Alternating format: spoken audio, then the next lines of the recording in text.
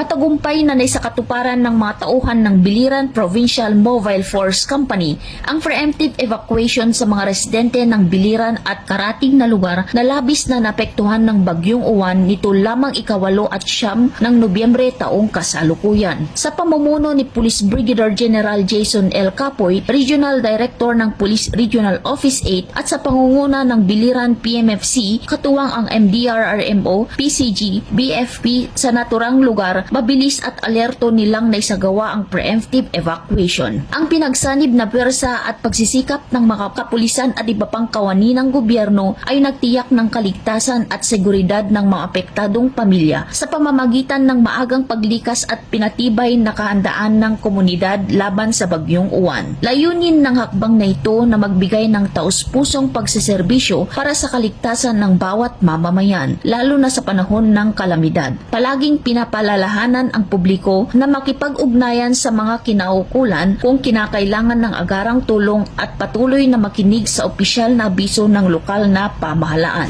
Mula dito sa Eastern Visayas, ako ang inyong PNN correspondent, Patrolwoman Palafox, alagad ng batas, takataguyod ng Balitang Pulis.